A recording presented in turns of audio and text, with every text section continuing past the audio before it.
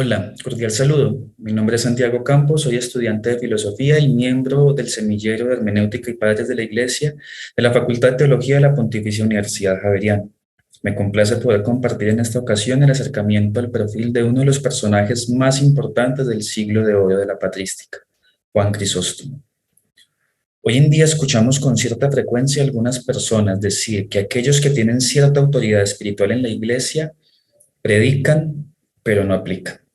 En otras palabras, que en muchas ocasiones lo que se dice con la palabra no se demuestra con la vida.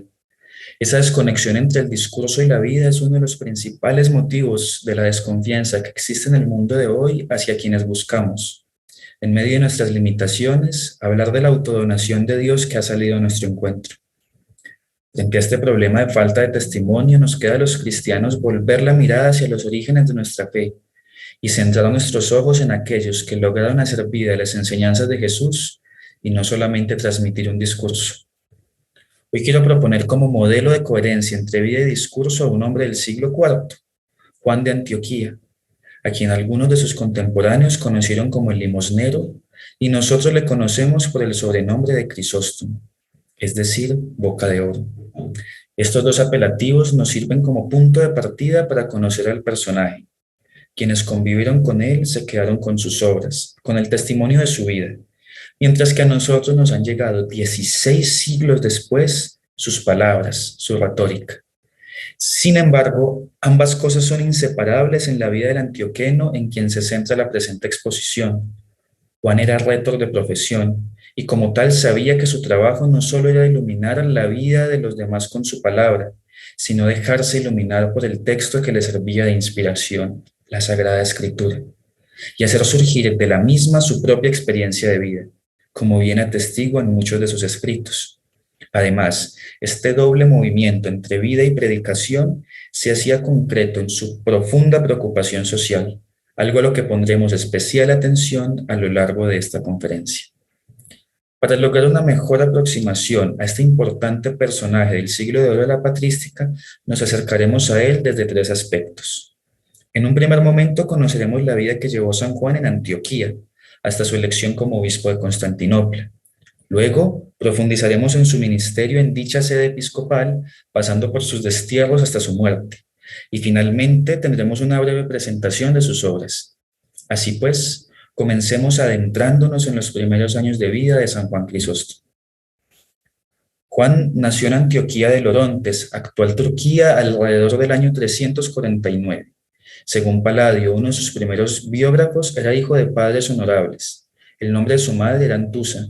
Su padre, segundo, era un comandante militar de Siria y solamente contaba con una hermana mayor, la cual, como podemos inferir de lo dicho por Palladio y por el propio Juan en su diálogo sobre el sacerdocio, murió joven. El nacimiento de Juan fue la última alegría de segundo, el cual murió poco tiempo después, dejando a Antusa viuda de 20 años y con 2 hijos a su cargo. Antusa decidió no contraer un segundo matrimonio y abrazar la viudez cristiana. El testimonio de vida de su madre impactó profundamente a Juan, convirtiéndose así en una de las figuras centrales de su vida, como atestigua lo dicho por él mismo en su diálogo sobre el sacerdocio. Podemos inferir por la posición social de su padre y por su posterior educación que Juan provenía de una familia acomodada.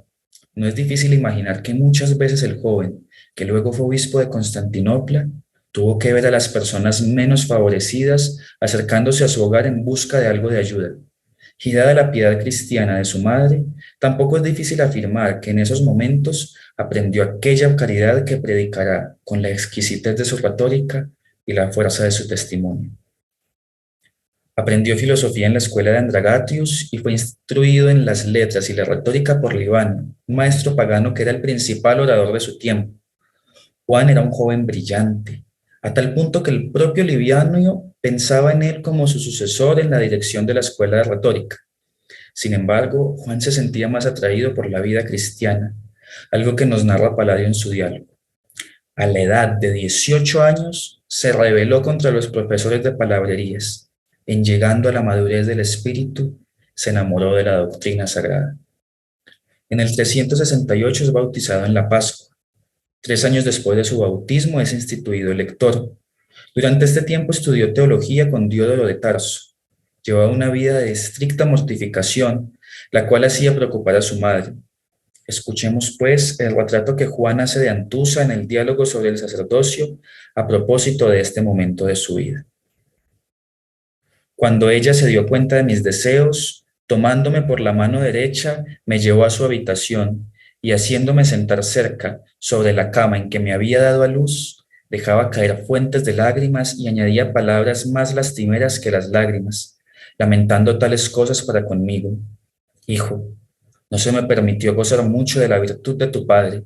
Esta fue la voluntad de Dios. Su muerte, acaecida después de tu nacimiento, prematuramente trajo para ti orfandad y para mí viudez, y las penalidades de la viudez que solo conocen bien quienes las padecen.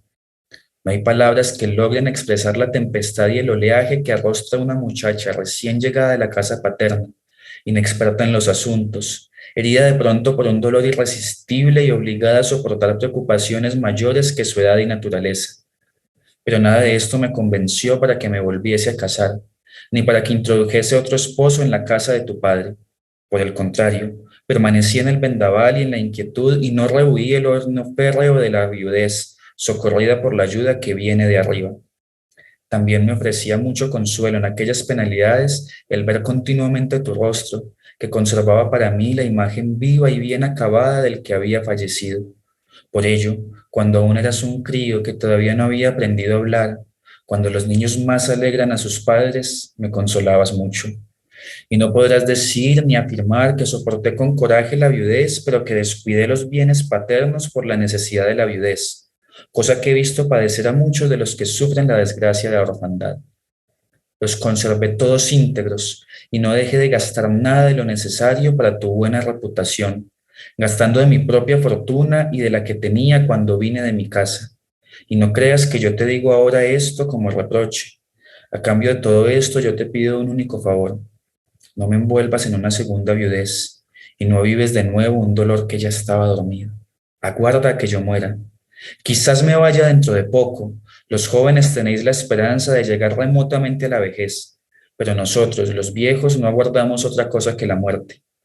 Una vez que me hayas entregado a la tierra y unido a los huesos de tu padre, dispón largos viajes y surca el mar que quieras. Entonces no habrá nadie que te lo impida. Mientras me quede aliento, vive conmigo. No insultes a Dios en vano y a la ligera envolviéndome en tan grandes males cuando yo en nada te he ofendido. Si puedes echarme en cara que yo te absorbo en preocupaciones mundanas y que te obligo a afrontar tus asuntos, no respetes las leyes de la naturaleza, ni la educación, ni la costumbre, ni ninguna cosa, y huye de mí como de los intrigantes y de los enemigos. Pero si todo lo hago para procurarte abundante tiempo libre en el viaje de la vida, que al menos este vínculo, si no otro, te retenga junto a mí. Finalmente, a la muerte de su madre, Juan decide vivir como asceta, aunque no hay certeza sobre el lapso de tiempo. Es probable que este periodo de su vida esté comprendido entre el 372 y el 378. De acuerdo con Palladio, el joven Juan se retiró a las montañas cercanas y estuvo bajo la dirección de un ermitaño. Vivió en una cueva durante 24 meses, en los cuales dormía poco y estudiaba la Sagrada Escritura. Algunos dicen incluso que al punto de aprendérsela de memoria. Las constantes penitencias deterioraron su salud y como no podía valerse por sí solo, volvió al puerto de la iglesia. Una vez vuelto a la ciudad, es ordenado diácono hacia el año 381 por el obispo Melesio y en el 386 presbítero por el obispo Flaviano. Juan ejerce este último ministerio durante 12 años en su natal Antioquía. Detengámonos, pues, por un momento en el ministerio de Juan como presbítero, periodo en el cual el Crisóstomo pronunció sus más famosas homilías, a la par que se ocupaba de los pobres, los enfermos, los demoníacos, las viudas, los huérfanos y los cristianos en prisión. Al inicio de esta conferencia proponía volver nuestra mirada atrás para encontrar en el testimonio de los cristianos del pasado esa coherencia entre vida y discurso que parece difícil de lograr. Sin embargo, dicha propuesta puede ser objeto de crítica. ¿Qué tiene para decir al mundo de hoy un hombre que vivió hace 16 siglos? ¿Acaso no ha cambiado el mundo en tanto tiempo? Claro que el mundo ha cambiado. Sin embargo, hay situaciones que permanecen iguales. Como muestra de ello, quisiera llamar la atención sobre un episodio de la vida de Juan. Aún están en nuestros ojos las imágenes de las protestas, huelgas, paros que se han dado en nuestro país y en tantos otros del globo. Protestas en las que, entre otras muestras de inconformidad, los manifestantes derribaron estatuas a lo largo y ancho del mundo. Este tipo de manifestación de inconformidad no es exclusivo de nuestro tiempo, y Juan Crisóstomo tuvo que ser testigo de movimientos similares. En el año 387, el emperador Teodosio aumentó la presión fiscal sobre la ciudad de Antioquía, y como resultado de esto, hubo en la ciudad un descontento generalizado que terminó con una sublevación, un tumulto y la destrucción de las estatuas de Teodosio y su esposa. La destrucción de dichas estatuas era un signo inequívoco de rebeldía, y la ira del emperador no se haría esperar. El pueblo de Antioquía entonces buscó refugio en la iglesia, a la espera del inminente castigo imperial. ¿Cuál fue el papel de la iglesia en esta coyuntura?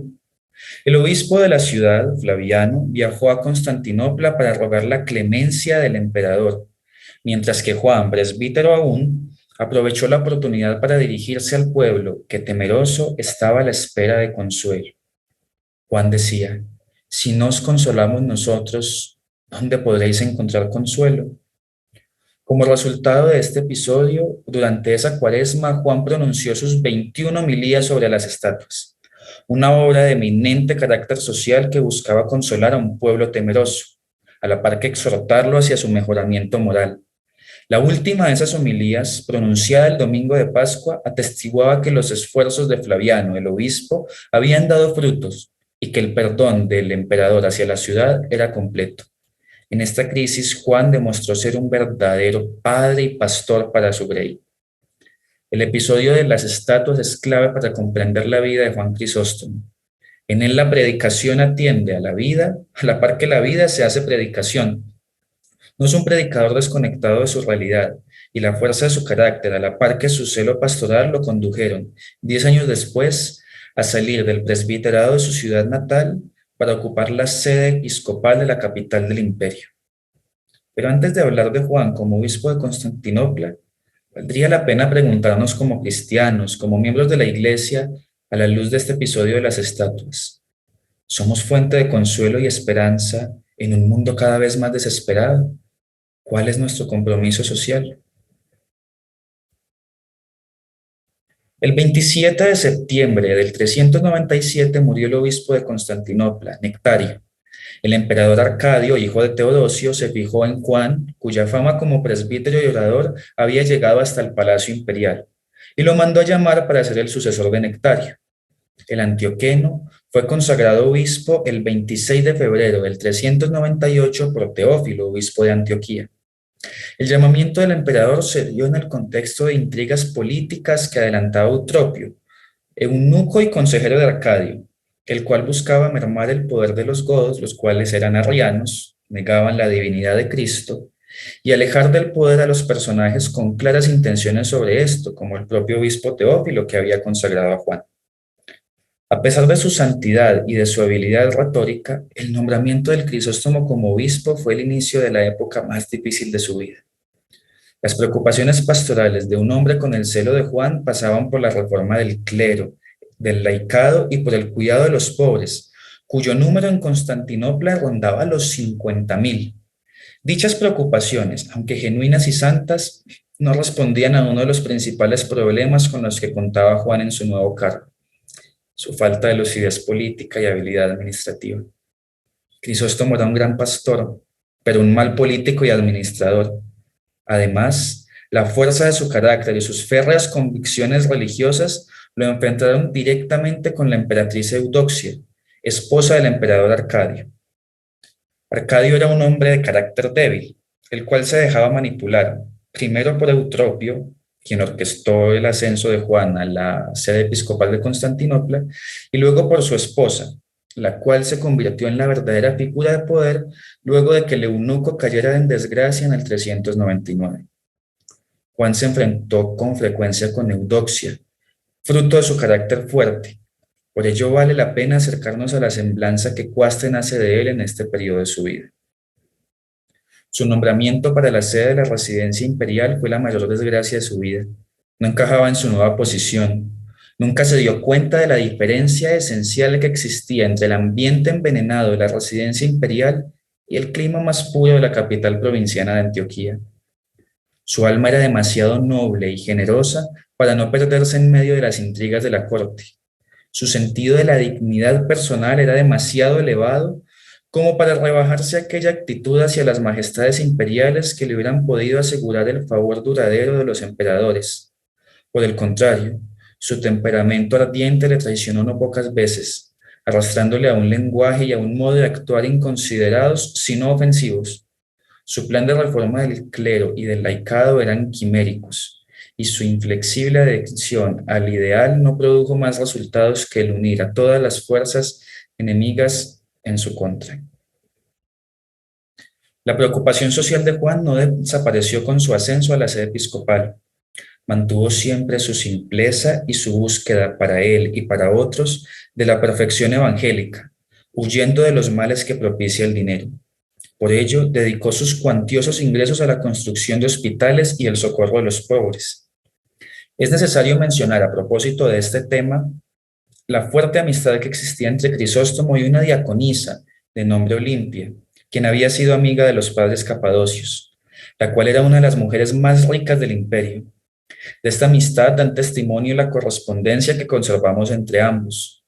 Juan controlaba la fortuna de Olimpia, pero no para sí, sino para la atención de los hospitales que había fundado y los graneros en los que repartía alimentación a los pobres de la ciudad. Podemos comprender entonces sus profundos llamados a la solidaridad en sus homilías. Cuando él mismo tuvo dinero, lo usó para atender a Cristo presente en sus hermanos desprotegidos. Como obispo, continuaba haciendo lo que ya había hecho como presbítero, denunciar en la iglesia la injusticia social a la par que intentaba remendar con sus propias manos los frutos de esta en las calles. Entre los años 401 y 402 realiza una visita a la provincia de Asia, en la cual depone, luego de un sínodo en Éfeso, a 6 obispos acusados de simonía, es decir, de sacar provecho de su ministerio espiritual a nivel económico. En este punto, la oposición a Juan se hizo cada vez mayor, y luego de que éste reprochara a Eudoxia el haberse apropiado de un solar, su suerte estaba echada. El obispo de Constantinopla tenía una larga lista de enemigos, a la cual se sumaba Teófilo, patriarca de Antioquía, y el cual lo había consagrado obispo. Teófilo, celoso de la sede que Juan había obtenido y que él mismo había deseado para sí, convocó a un sínodo en el 403 en Encina, un suburbio de Calcedonia, en el cual, junto a 36 obispos y con el beneplácito del emperador Arcadio, depuso a Juan de la sede de Constantinopla, a la par que lo condenó al exilio en Bitinia.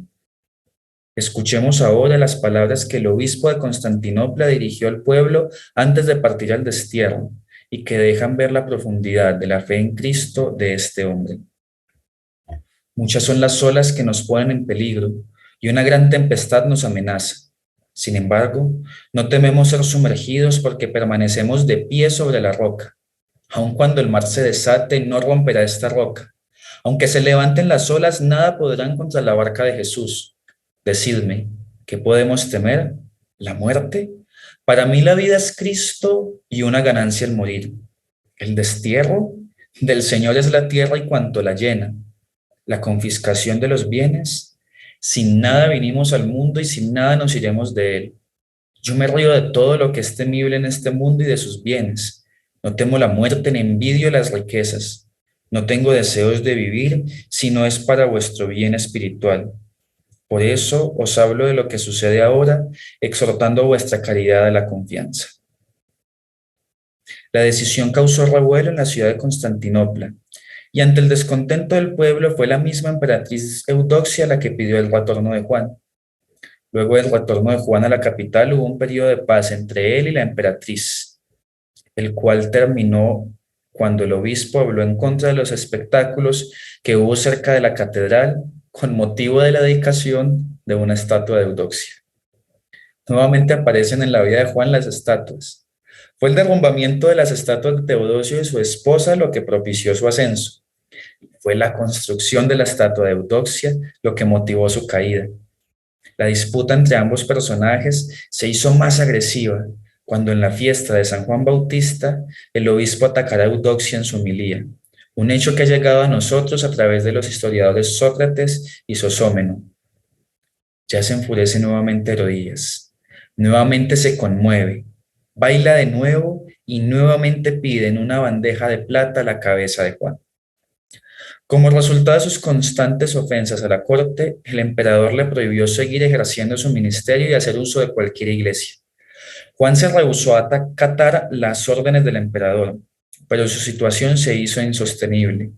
Palladio narra en su diálogo la manera en la que los soldados imperiales irrumpieron en la vigilia pascual del año 404, dejando el agua bautismal mezclada con la sangre.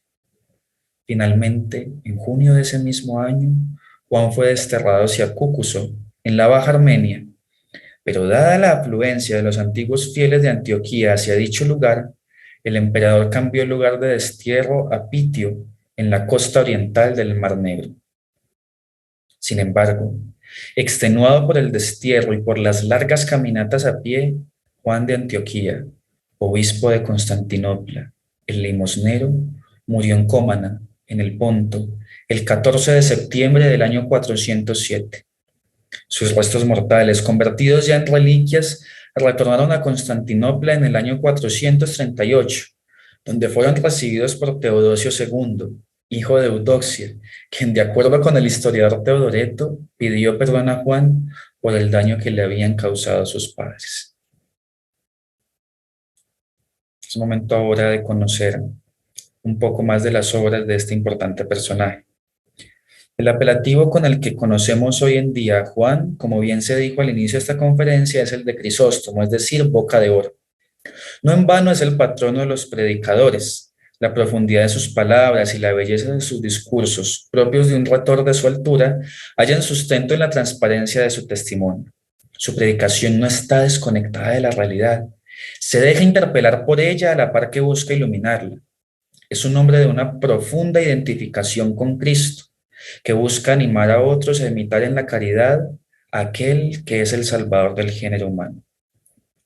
A propósito de la obra de este padre de la Iglesia, apunta el Santo Padre Benedicto XVI.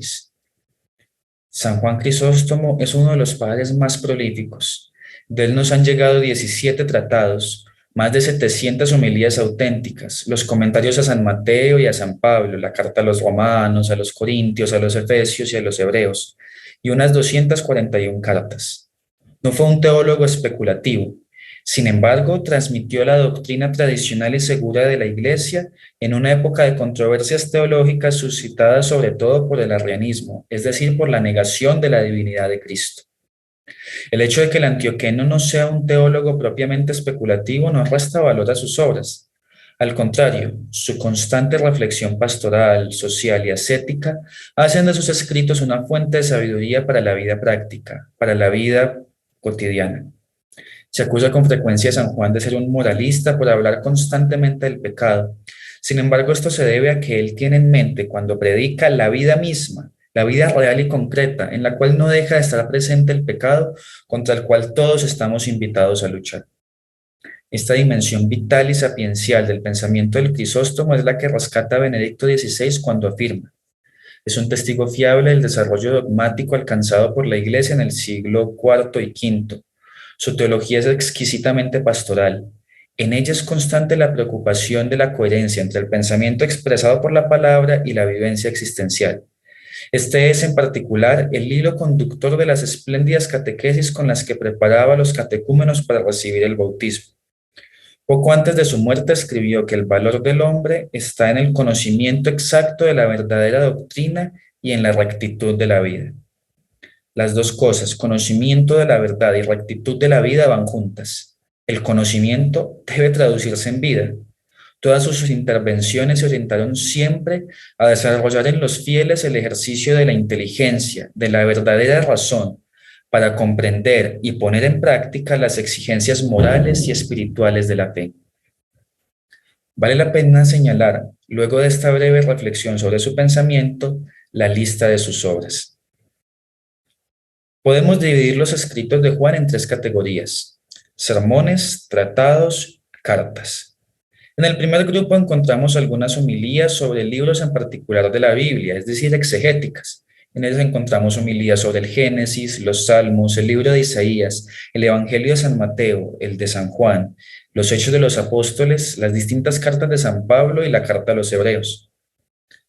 Hay también algunos sermones de una naturaleza más dogmática, como los sermones sobre la incomprensible naturaleza de Dios, las catequesis bautismales, tal vez su principal obra, y algunos discursos contra los judíos y los paganos. También discursos de índole moral, como las homilías contra los juegos y los teatros. Hay también homilías con ocasión de las fiestas litúrgicas, en particular de la Pascua, algunos panegíricos de personajes de las Sagradas Escrituras y los sermones que pronunció en algunas circunstancias específicas. Ya hemos mencionado las 21 homilías sobre las estatuas y también las homilías que pronunció antes y después del destierro. Con respecto a los tratados, estos son de naturaleza más ascética y buscan reformar las costumbres de aquellos a quienes están dirigidos.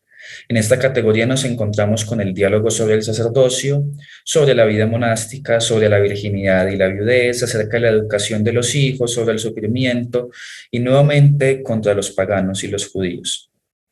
Podría afirmarse entonces que al igual que las homilías, los tratados de Juan también tienen una finalidad educativa. En conformidad con su labor de pastor, el autor desea que aquellos a quienes habla sean capaces de llevar una vida conforme al Evangelio y elevarse hacia Dios, algo que se puede notar, por ejemplo, en este pasaje de su tratado sobre la virginidad. Sucede ahora como a los polluelos. Cuando la madre los ha criado, los saca del nido. Si ve que les falta fuerza, que vacilan y que necesitan estar más tiempo en el nido, los deja durante unos días, no para que estén allí para siempre, sino para que bien fortalecidas las alas y conseguido el vigor, puedan emprender el vuelo con seguridad. Dios es esa ave que tiene condescendencia para con sus polluelos y espera el momento adecuado para invitarnos a volar. La labor de Juan es simplemente acompañar este proceso y recordar, con la insistencia de sus palabras, la importancia de volver a Dios, de emprender el vuelo hacia Él, llevando una vida conforme a sus mandatos. Para terminar, quisiera compartir con ustedes el texto que me hizo conectar profundamente con la figura de San Juan Crisóstomo. Se trata de un apartado de su homilía 50 sobre el Evangelio de San Mateo, texto que a mi juicio compagina de la mejor manera la espiritualidad de Juan, su preocupación social y su magistral uso de la retórica. Al leer por primera vez este pasaje, me pregunté por la seriedad de mi compromiso cristiano y me sentí realmente llamado a configurar mi vida cada vez más con Cristo. Espero que los ecos que dejó este hombre del siglo IV en mi vida resuenen también en la de ustedes y que se sientan llamados, al igual que yo, a establecer una coherencia entre sus palabras y su vida, como lo hiciera hace 16 siglos San Juan Crisóstomo. Al hablar así, no es mi intención prohibir que se hagan semejantes ofrendas al templo. Lo que pido es que juntamente con ellas y aún antes que ellas se haga limosna. El Señor acepta ciertamente las ofrendas, pero mucho más de la limosna. En un caso, solo se aprovecha el que da, en el otro, el que da y el que recibe. En las ofrendas puede tratarse solo de asunto de ostentación. En la limosna la caridad lo es todo. ¿Qué le aprovecha al Señor que su mesa esté llena toda de vasos de oro, si Él se consume de hambre? Saciad primero su hambre y luego, de lo que os sobre, adornad también su mesa. Haces un vaso de oro y no le das un vaso de agua fría. ¿Y qué provecho hay que recubráis su altar de paños recamados de oro, si a él no le procuráis ni el necesario abrigo? ¿Y qué ganancia hay en esto? Dime, en efecto, si viendo a un desgraciado falto del necesario sustento, le dejaras a él que consumiera su hambre, y tú te dedicaras a recubrir de oro la mesa, ¿es que te agradecería el beneficio o se irritaría más bien contra ti?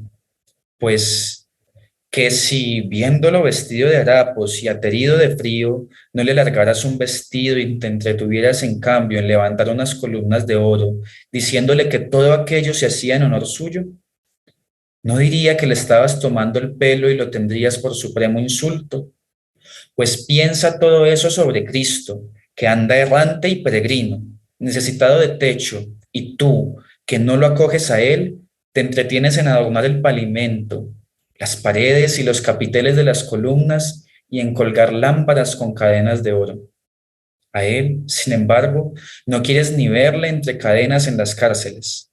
Al hablar así, repito, no es que prohíba que también en el ornato de la iglesia se ponga empeño.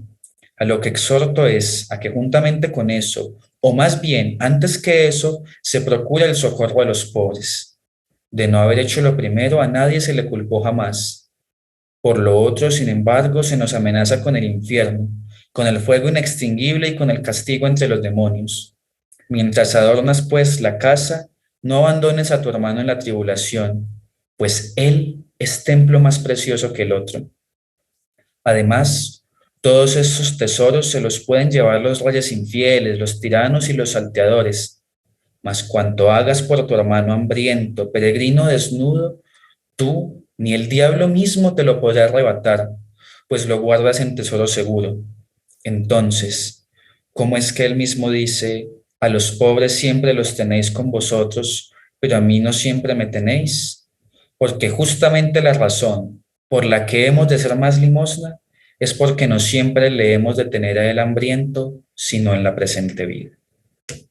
Muchas gracias por su atención y espero que esta conferencia haya sido de su agrado.